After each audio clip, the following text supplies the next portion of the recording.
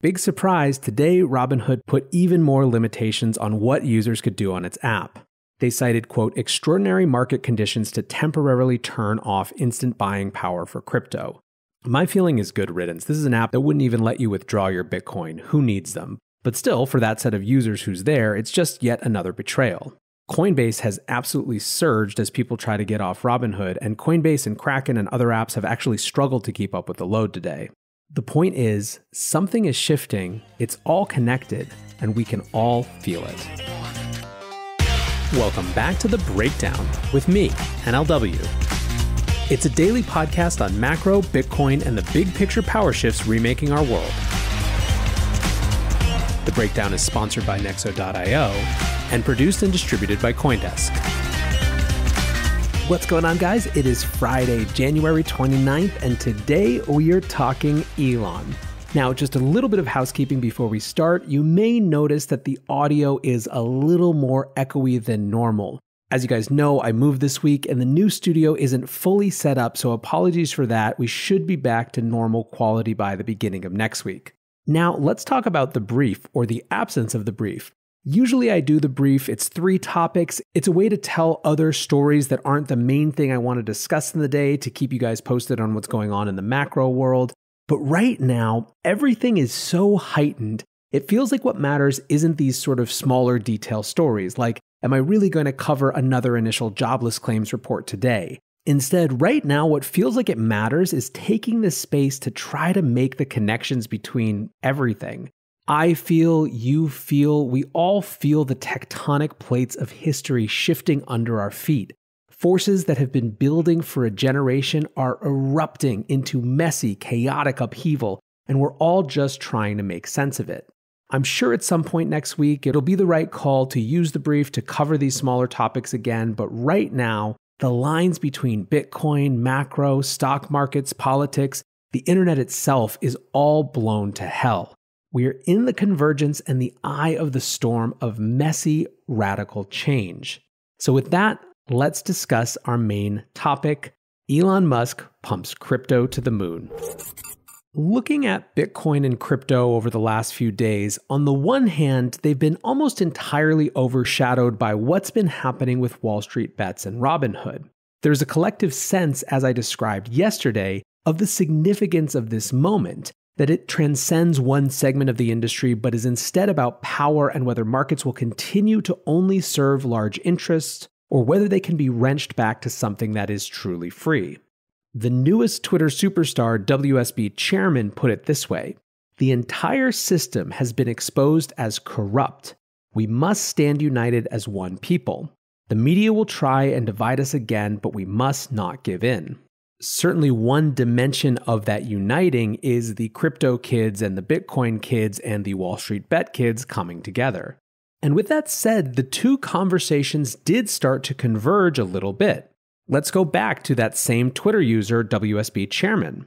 Here are a few tweets of his from yesterday. Sorry I missed your call. I was busy exposing Wall Street and watching Dogecoin moon. Has Doge ever been to $1? They can only control us because we use their currency. Anybody own Bitcoin? There are a bunch of connection points here. First, you have this individual, WSB Chairman, who is explicitly making the connection between a meme coin like Dogecoin, between Bitcoin as a different system and the currency system as a whole, and obviously the corruption of Wall Street that the whole thing is about.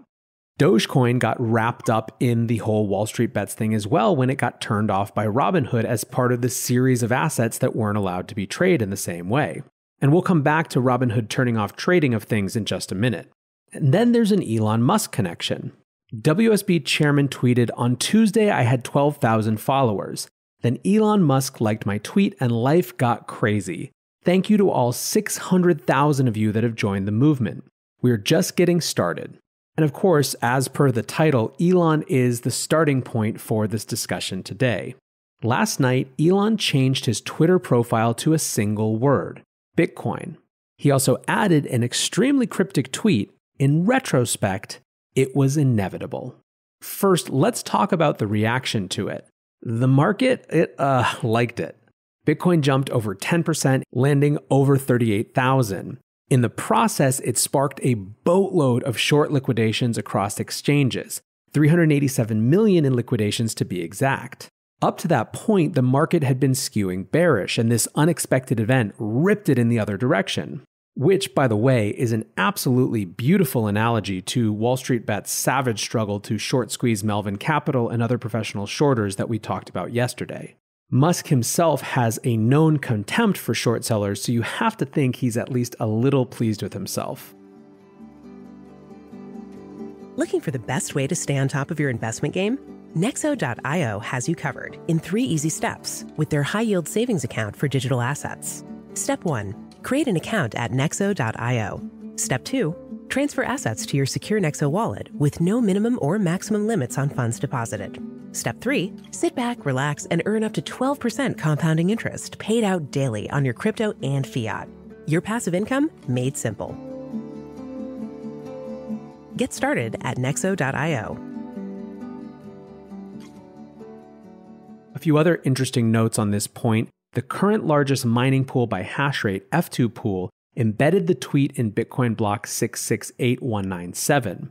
There was also, according to CoinDesk, a huge increase in Google searches for Bitcoin following the tweet. Alex Kruger summed it up incredibly well, as he often does. The fact is, we don't know if Elon Musk adding Bitcoin to his bio means something. We must wait for that. However, everyone is now thinking about Tesla adding Bitcoin to its balance sheet, which would be massive. The possibility alone is enough to send the market roaring. On top of that, consider that the announcement came immediately after the largest options expiry in Bitcoin's history, not giving traders much chance to reestablish their long exposure or close their short hedges. Shorts just got taken for a wild ride. His tweet to me indicates that there will be positive news, sooner or later. When someone responded, quote, "Elon Musk likes to joke a lot. He likes Bitcoin, but it doesn't mean he will buy a lot of it or will make the purchasing public," Kruger responded, "He also likes to get things done and to say fuck you to the establishment. And nothing says fuck you better than Bitcoin." Which is a perfect segue to the second part of our conversation, which is about what this actually means. Elon is, of course, not the first person to have this one-word Bitcoin Twitter bio. It's also the Twitter bio of Jack Dorsey, the CEO of Square and Twitter. Let's go back a couple of weeks to when Twitter permabanned then-President Donald Trump. Jack wrote a thread about this, and it started, "I do not celebrate or feel pride in our having to ban Donald Trump from Twitter or how we got here." He then explained the decision and why it sucked. But really, the TLDR to me of the whole thread was that it sucks that companies even have the power to make these decisions at all.